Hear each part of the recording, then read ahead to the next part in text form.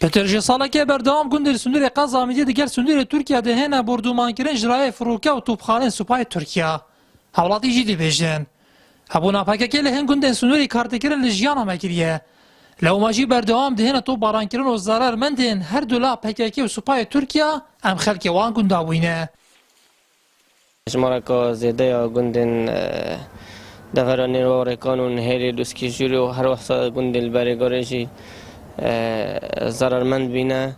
بصدام هنده که خلکی وان گندان نکاری حتی نکه بچه سر گندن خارج بر مثلا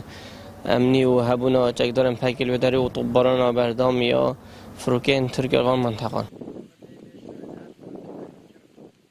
خودش حکمت و حریمت کن کوچاره سر یک بهت کردن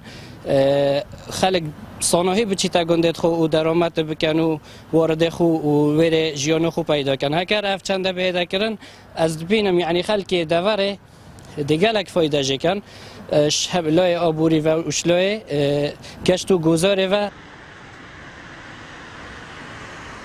اندامه که جواتا پارزگاه دو که جیوها دبیجه ورجاكو نها البردست زيادة رصاد نوت جندان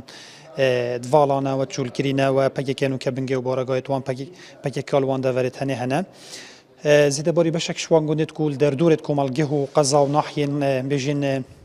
دفر آمیده که بشک شوان خلق کتیدا بویله افشاره و دوماهی کارگری خود سر خلقی وان دفر آجکریه جبر حبونا پکیل در دورت واگوندت کو ما بستام نوی کو خلق کتیدا جیانت کتن بوی صدم که سپای ترکیه جیب جار جاران بر دوام پریکا فروکی آندیسان پریکا توپان اوان دفران تو باران بکتن و بخوب خوشی بوی صدم که او گنجی والا ببن نزیکی 140 گند لسنور قزامیدی جبر مسئله اولکاری دوالانه. گندن هادا درامت نزیکی نود گندان جوان گندن والا جانجام بردمان فروکن ترکیه ضرر و زیان ویرا گشتینه. لو ماجی بشک جهالاتین وان گندا تو خوازن. حکومت برای کن دیپلماسی اوان تو بارانا لدبری دور بخید. نیاتورا مارین نارتی قزامیدیه.